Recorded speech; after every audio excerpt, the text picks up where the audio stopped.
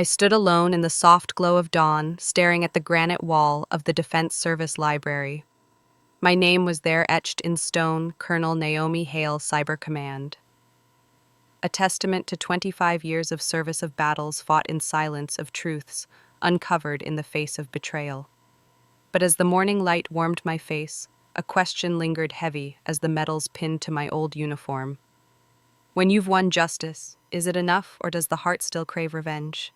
6 months ago, I walked away from a courtroom in Alexandria, Virginia, where my own family, my sister Claire, my father, my mother faced the consequences of their lies. They forged my signature, stole the house my grandfather left me, and used my military clearance to funnel money through shell companies.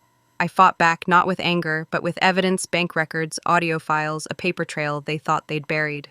The judge's gavel fell, and they were sentenced Claire for 6 years, Brian for 8, my father for 10. Justice was served. But as I stood before that wall of honor, a folded letter in my pocket felt heavier than the victory. It was from Claire, penned from a detention center, begging for a chance to make things right. Have you ever been betrayed by the people you trusted most? The ones who were supposed to hold you close, not push you away? I know that pain. I felt it when I stepped out of a taxi, still in uniform, only to have Claire call the police claiming I was a stranger. I felt it when my mother sent a text that cut deeper than any wound, "There's nothing here for you." And I felt it when my father, the man who once taught me to ride a bike, looked through me like I was a ghost. That house wasn't just brick and wood, it was my anchor, my proof of belonging. They took it thinking I'd stay silent. They were wrong. But here's the thing about justice. It closes one chapter, but it doesn't erase the scars. Claire's letter promised reconciliation, a family dinner to heal old wounds. My gut told me it was a trap, but my heart, God, my heart wanted to believe her. Maybe it was the memory of us as kids giggling under that old sycamore tree in the backyard. Maybe it was the hope that somewhere deep down family could still mean something. So I said yes. I walked back into that house, the one they stole, not knowing if I was stepping toward peace or a new betrayal.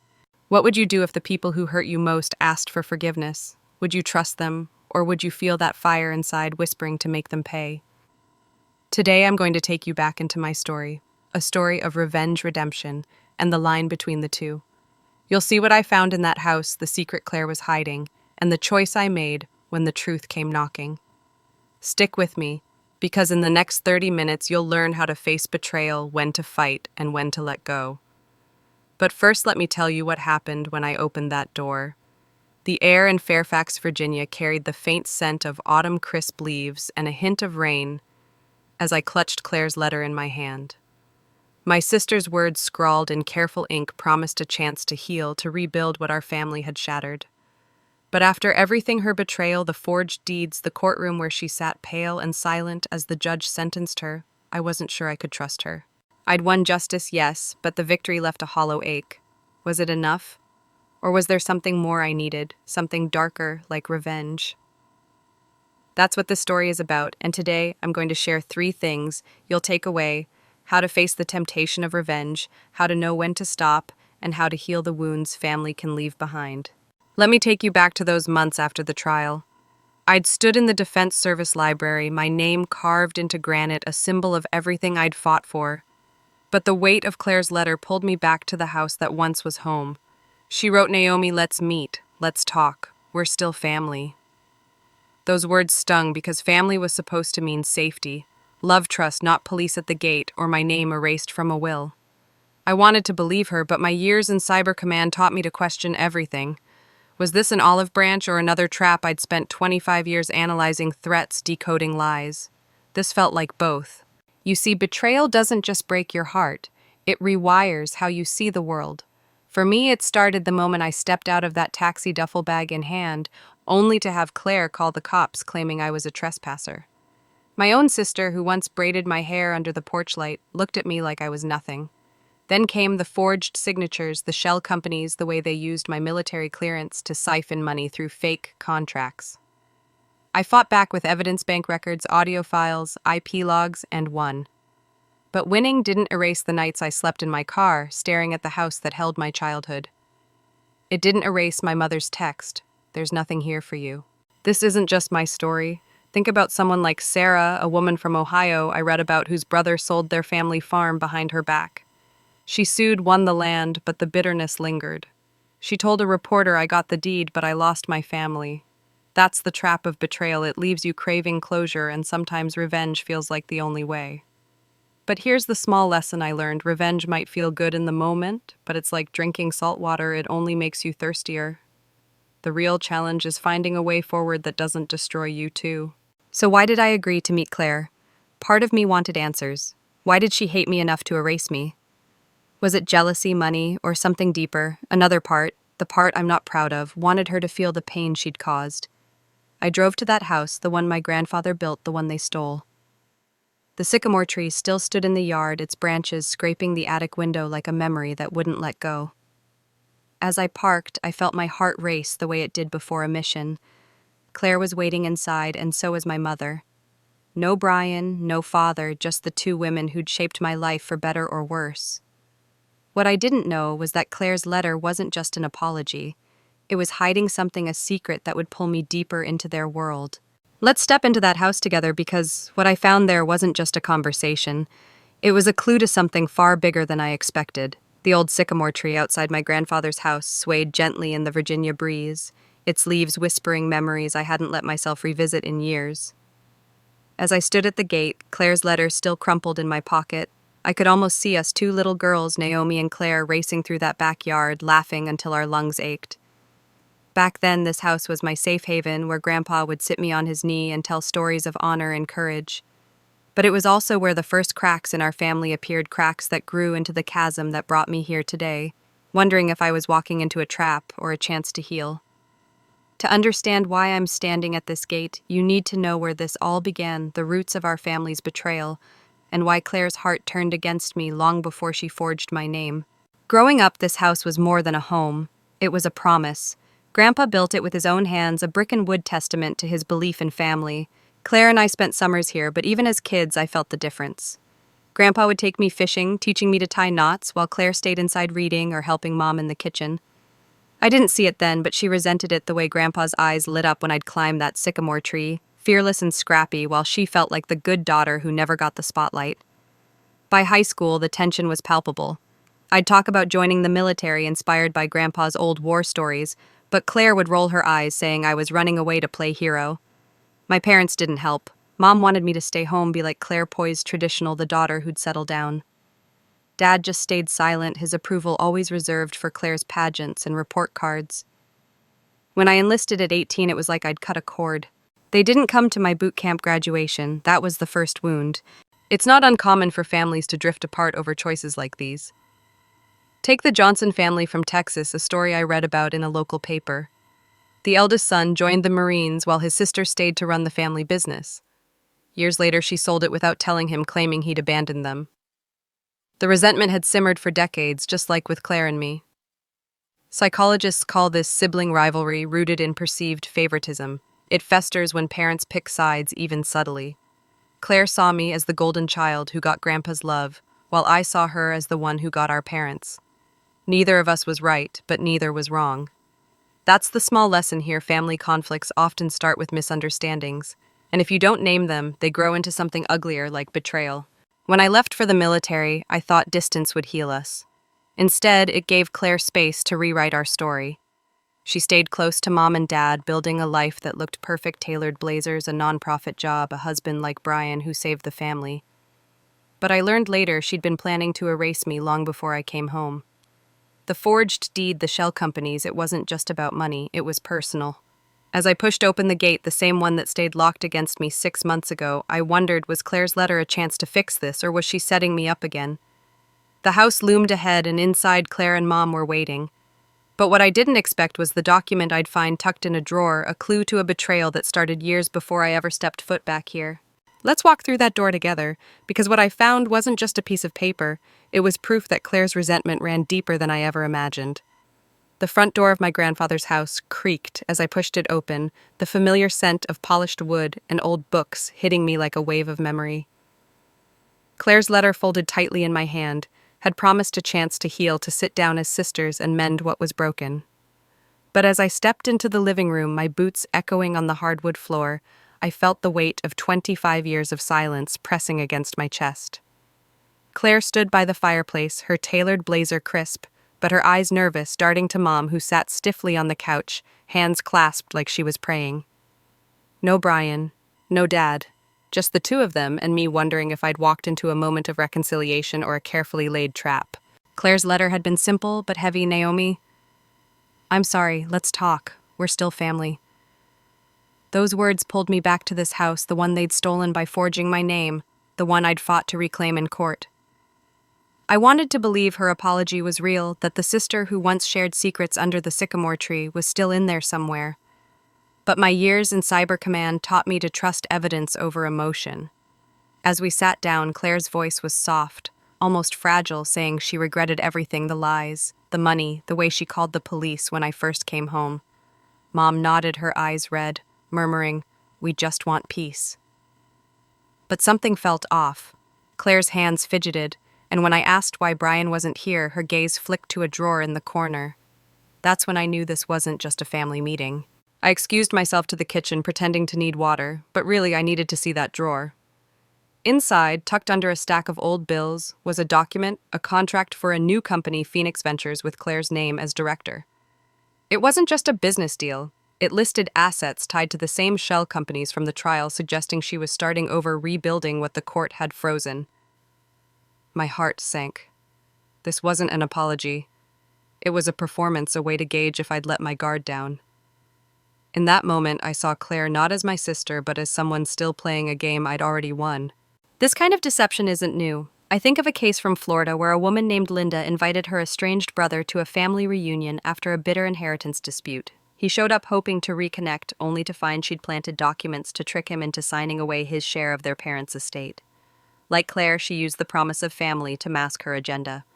Psychologists call this manipulation through guilt, leveraging emotional ties to lower defenses. It's why I hesitated, why I didn't confront Claire right then. The small lesson here is simple: when someone who's hurt you offers reconciliation, check their actions, not just their words. Trust is earned, not promised. As I slipped the document into my pocket, Claire's eyes met mine across the room. She didn't know what I'd found, but her smile faltered like she sensed the shift. I sat back down, my voice steady, asking about her plans, her future. She stumbled, talking about new beginnings, but I was already piecing it together. This wasn't over, Claire wasn't done, and neither was I. But as I left the house, the weight of that document in my pocket stirred something else, a fire I hadn't felt since the trial. Was I ready to forgive, or was I about to light a match? Let's find out what happened next, because that night, a phone call from my mother changed everything I thought I knew. The Virginia night was quiet, save for the soft hum of crickets outside my temporary apartment. I sat on the floor, the stolen document from Claire's house spread out before me, its words glaring under the dim light of a single lamp. Phoenix Ventures, her new scheme, a fresh attempt to rebuild what the courts had torn down. My fingers traced the edges of the paper, and a fire stirred in my chest, the kind I hadn't felt since I first heard Claire call the police on me, claiming I was a stranger at my own grandfather's house. That fire whispered a dangerous word: revenge. I could expose her, drag her back to court, make her feel the weight of every lie she'd told. But as I stared at that contract, a different voice, one quieter, steadier, asked, would it heal me or would it break me further? The temptation to strike back was overwhelming. I'd spent 25 years in Cyber Command, trained to dismantle threats with precision, and here was Claire, starting over like the past didn't matter. I remembered the courtroom, her pale face as the judge sentenced her, and the way my mother's text, "There's nothing here for you," cut deeper than any wound from my deployments. Revenge felt like justice's twin, promising to balance the scales. I called Kayla, my old colleague, who'd helped me unravel the last conspiracy. I found something, I told her, my voice low. "Claire's at it again. Phoenix Ventures. Same shell company tricks." Kayla's response was sharp, like a warning shot. "Naomi, you can bury her with this, but be careful. Revenge doesn't just burn them, it burns you." She was right, and I knew it because I'd seen it before. Take Mark, a veteran from Colorado I read about in a news article. After his cousin swindled him out of a family business, he spent years leaking damaging information to ruin his cousin's reputation. He won in a way his cousin lost everything. But Mark told a reporter I thought I'd feel free. Instead, I just felt empty. Psychologists explain this with science. Revenge triggers a dopamine hit like a quick high, but it fades fast, leaving you chasing more. It's why I hesitated, why I didn't send that document to the prosecutor right away. I wasn't just fighting Claire. I was fighting myself, the part that wanted her to hurt as much as I had. The small lesson here is this: revenge feels like power, but it's a trap that keeps you tethered to the people who hurt you. True strength lies in choosing what sets you free, not what chains you to the past. I sat there staring at my phone, tempted to call Ruth, my lawyer, and start the legal machine again, but I didn't. Instead, I thought of Grandpa, his voice steady as he signed the house to me. "Keep it safe, Naomi." He didn't mean just the house, he meant my heart, my integrity. Exposing Claire would be easy, but would it honor him? Or would it make me someone I didn't recognize? As I wrestled with that question, my phone buzzed, shattering the silence. It was my mother, her number lighting up the screen for the first time in years. My pulse quickened. I'd faced war zones, interrogations, and courtrooms, but the thought of her voice made my hands tremble. I answered, and her words were soft, broken, like she'd been crying. "Naomi, please don't do this to Claire. She's falling apart." It wasn't just a plea, it was a door to something bigger, something I wasn't ready for. Let's find out what my mother said next, because her words didn't just pull me back to the past. They revealed a truth that changed everything I thought I knew. The phone vibrated against my palm, its glow cutting through the dim light of my apartment. My mother's name on the screen felt like a ghost from a life I'd tried to leave behind. It was late, the kind of quiet Virginia night where every sound, a creaking floorboard, a distant car, felt like an intrusion.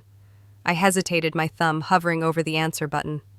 After years of silence, after her cold text telling me there was nothing here for me, why was she calling now? I pressed answer, and her voice came through soft and shaky, like she was holding back tears. "Naomi. I know about Claire's new company. I knew about the old one too. I stayed quiet to keep us together. Please don't destroy her." Her words hit like a slow, heavy wave, stirring a mix of anger and longing. Was this the truth, or just another manipulation to protect Claire?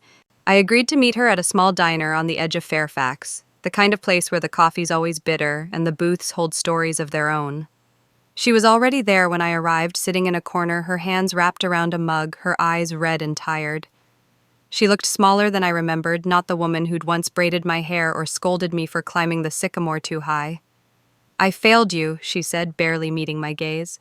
"I let Claire and your father make choices I knew were wrong. But Claire's in over her head now, Naomi. She's not acting alone, she's caught in something bigger, something dangerous." Her words hinted at a larger web, a force beyond our family, but I couldn't shake the feeling she was playing on my heartstrings, using guilt to pull me back. This kind of manipulation isn't new. I think of a story from California where a mother convinced her daughter to drop a lawsuit against a sibling by claiming it would tear the family apart. The daughter later found out her mother was protecting her own financial stake in the dispute. Psychologists call this emotional blackmail, using love or duty to control someone's choices. My mother's plea felt like that, a tug at the part of me that still wanted her approval, the part that remembered her singing lullabies. But my years in Cyber Command taught me to question everything, especially when it came from someone who'd already betrayed me. Was she protecting Claire out of love, or hiding her own role in this mess? The small lesson here is this: when someone uses family ties to sway you, look at their actions, not their tears. Trust is rebuilt through accountability, not apologies alone. I sat across from her listening as she spoke of Claire's struggles, but my mind kept drifting to that document I'd found, Phoenix Ventures, a new scheme with Claire's name on it. I asked her directly, "What's bigger? Who's pulling her strings?" She hesitated, then whispered, "It's not just our family anymore. It's people with power, Naomi. People you don't want to cross."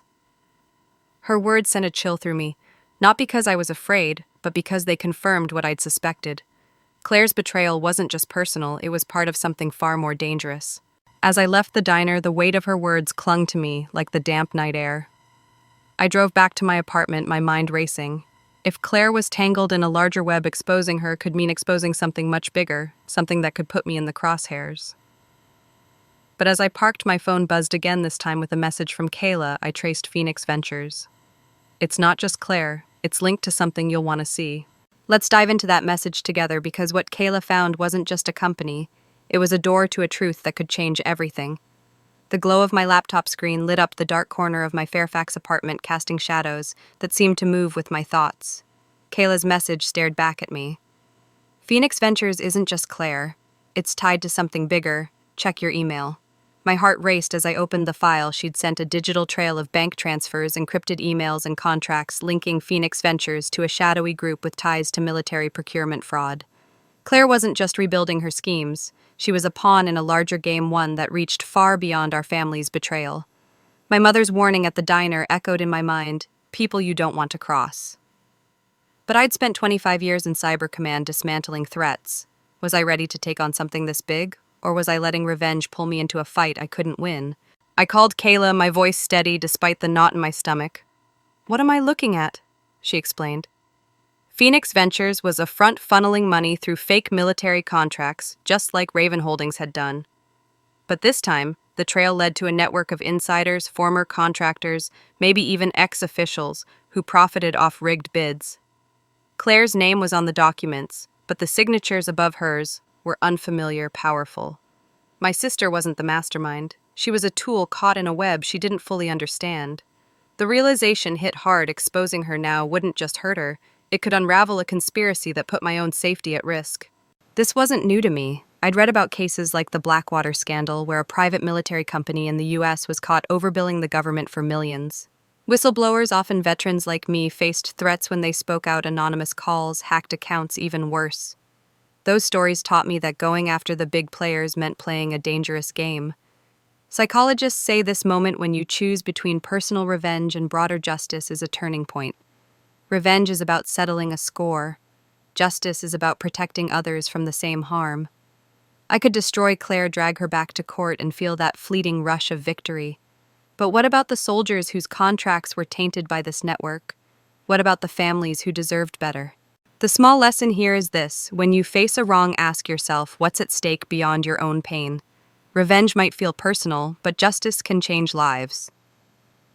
I sat back, staring at the ceiling, the document from Claire's house heavy in my pocket. I thought of Grandpa, his calloused hands building that house, his voice telling me to do what's right even when it's hard. Exposing Phoenix Ventures wouldn't just be about Claire, it would be about stopping a cycle of greed that hurt people I'd sworn to protect. But it meant stepping into a spotlight I wasn't sure I was ready for. I called Isaac, my old comrade from Kuwait, who'd helped me trace the last conspiracy. "This is bigger than we thought," I told him. He didn't hesitate. "If you're in, I'm in. But we need to be smart, Naomi. These people don't play nice." We started digging, cross-referencing names, following money trails, using every skill I'd honed in the military. But as we worked, a nagging thought grew. If I went after this network, I'd be putting myself and maybe everyone I cared about in their crosshairs. I wasn't afraid of a fight, but I wasn't prepared for what came next. Late that night, my phone pinged with an anonymous message: "Back off, Colonel, or your service record becomes a lie." Attached was a forged psych evaluation claiming I was unstable. My blood ran cold. This wasn't just a warning, it was a move in a game I was only beginning to understand. Let's see what happened when I decided to fight back, because that message didn't just threaten me, it pushed me to make a choice I couldn't take back. The anonymous message glowed on my phone screen, its words sharp as a blade. "Back off, Colonel, or your service record becomes a lie." Attached was a forged psychological evaluation claiming I was unstable, unfit for duty. A lie that could unravel my 25 years in Cyber Command. I sat in my Fairfax apartment, the hum of the night outside, drowned out by my racing pulse. The organization behind Phoenix Ventures wasn't just a shadow. It was a force, one that knew my weaknesses and wasn't afraid to exploit them. I'd faced threats before: encrypted codes, covert ops. But this felt personal, like a punch aimed at my identity. Yet as fear crept in, so did a fire. I knew too well the urge to fight back, not just for me, but for everyone they'd hurt. I called Isaac and Ruth, my anchors in this storm. We met at a quiet coffee shop, the kind where nobody notices, 3 people huddled over laptops.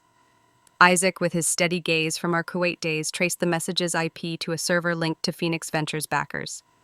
Ruth, my lawyer, laid out the stakes. "If we expose this, Naomi, you're not just taking on Claire's network, you're challenging people who can ruin reputations overnight." We dug deeper, using my military skills to decrypt emails and cross-reference bank records. What we found was a web of corruption, fake contracts, siphoning millions from military budgets, names tied to high-ranking insiders, and Claire's signature as their front.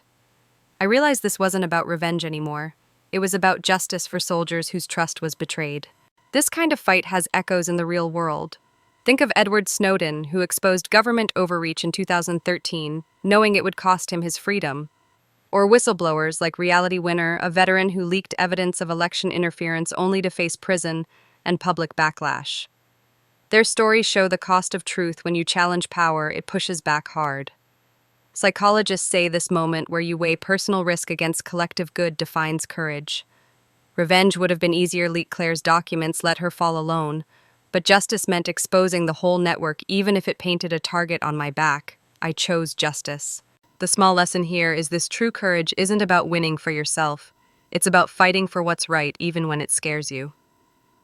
I thought of Grandpa, his hands rough from building our family home, his voice urging me to do what's right no matter the cost. So I made a decision. Instead of quietly handing our evidence to the authorities, I posted it online, a detailed thread on X with documents, names, and connections. I tagged journalists, veterans groups, anyone who'd listen. Within hours, it went viral, my story spreading like wildfire. But as the views climbed, so did the threats. My inbox filled with warnings, my phone buzzed with unknown numbers. I wasn't just a whistleblower, I was a target. I sat back watching the retweets climb, my heart pounding with a mix of pride and dread. I'd done what I thought was right, but had I gone too far? Had I let the fire of revenge creep into my fight for justice? As I scrolled through the comments, some calling me a hero, others a traitor, my phone lit up with a new message from Claire. It wasn't a threat or an apology. It was a plea, raw and desperate, and it stopped me cold. She wasn't just asking for forgiveness, she was asking for help. Let's open that message together, because what Claire wrote didn't just change my perspective, it showed me a side of her I hadn't seen since we were kids. The Fairfax morning was gray, the kind of quiet that follows a storm. My phone sat silent now, no longer buzzing with threats or notifications after I'd posted the truth about Phoenix Ventures online. The X thread had exploded, thousands of shares, comments calling me everything from a hero to a fool. But it was Claire's message sent just hours after my post went viral that kept me awake. Her words were raw, unpolished. Naomi, I've lost everything, my family, my future. I was wrong, but I'm not the only one. Please meet me. I need you. I sat on my couch staring at the words, my heart caught between the fire of revenge and the ache of something softer, something I hadn't felt in years, hope for my sister. Had I gone too far, or was this my chance to finally close this chapter? I drove to the detention center where Claire was held, the same place she'd been since the trial. The sterile walls and buzzing fluorescents felt like a world away from our childhood home, where we'd once shared secrets under the sycamore tree. Claire looked different, her tailored blazer gone, replaced by a plain gray jumpsuit, her eyes hollow but searching. I was jealous, she admitted, her voice breaking. You had Grandpa's love, the military, the honor. I wanted to prove I was enough. She confessed to following orders from the organization, thinking it would give her power, only to be discarded when my post exposed them. I don't expect forgiveness, she said, but I'm asking for a chance to make it right. For the first time, I saw not the sister who betrayed me, but the girl who'd felt invisible. This isn't a new story. I think of a case from Michigan where a woman named Emily exposed her brother's embezzlement from their family business. She won the lawsuit, but the victory left her isolated, her family fractured. She later told a local paper, I thought ruining him would fix me. It didn't. Psychologists say revenge often backfires because it ties your happiness to someone else's suffering. I felt that now. Exposing Claire and Phoenix Ventures was right, but the rush of victory faded fast, leaving me with questions. Had I hurt her to heal myself or to protect others? Seeing her broken, I realized revenge hadn't filled the hole left by our family's betrayal, it had only deepened it. The small lesson here is this: revenge might feel like justice, but it often costs more than it gives. Healing starts when you choose to build something new, not destroy what's left. I looked at Claire, her hands trembling, and thought of Grandpa's words. Family is what you make of it. I didn't forgive her, not yet, but I made a choice. I'll help you, I said, but you have to help yourself first. Tell the truth, all of it. She nodded, tears falling, and for a moment I saw the sister I'd lost, not the enemy I'd fought. I left the center with no promises, only a fragile hope that we could rebuild something, even if it wasn't what we had before. As I stepped into the parking lot, the weight of that moment settled in. I'd exposed a conspiracy, faced my sister, and chosen a path that wasn't revenge. But when I got home, an envelope was waiting on my doorstep, my mother's handwriting on it. My breath caught. She hadn't reached out since the diner, since her plea to protect Claire. What could she possibly say now after everything? Let's open that envelope together because what my mother wrote wasn't just an apology, it was a confession that turned my world upside down. The Fairfax dusk painted the sky in soft pinks as I stood before the granite wall of the Defense Service Library, my name, Colonel Naomi Hale, etched in stone, a quiet reminder of who I'd fought to be. In my hand was my mother's letter, its edges worn from reading. Her words were raw. I failed you, Naomi. I let fear and pride tear us apart. I don't expect forgiveness, but I'm sorry. It wasn't just an apology. It was her truth admitting she'd known about Claire's schemes and stayed silent, hoping to hold our fractured family together. I didn't reply not yet, but her words shifted something in me. After exposing Phoenix Ventures facing Claire and choosing to help her rebuild, I realized revenge wasn't my victory. Healing was. This journey taught me that justice isn't about destroying those who hurt you, it's about restoring what matters. I thought of veterans like those helped by Swords to Plowshares, a U.S. organization that fights for soldiers facing injustice. One story stood out, a Marine who sued his family for stealing his benefits only to find peace by mentoring other vets. Like him, I found purpose beyond pain. I started a project to help veterans navigate legal battles using my story to show them they're not alone. Psychologists say healing comes from turning pain into purpose, and I felt that now standing taller, not because I'd won, but because I'd chosen to build instead of burn. The small lesson here is this: you don't need to crush your enemies to rise. Use your story to lift others, and you'll find strength you didn't know you had. I folded my mother's letter, slipping it into my pocket as I looked at the wall. Grandpa's voice echoed, "Do what's right." I smiled, feeling lighter. I wasn't erasing the past, but I was writing a new chapter 1, where justice meant hope, not hate. To you watching, if you've faced betrayal, share your story below. Press like, subscribe, and let's fight for justice together. As I walked away, my phone buzzed with a message from Isaac Naomi. We found another lead on Phoenix Ventures backers. This isn't over. My heart skipped. The fight was calling again, but this time I knew what I was fighting for. Let's see where this lead takes us. Because the truth I uncovered next wasn't just about my family. It was about a battle bigger than I ever imagined.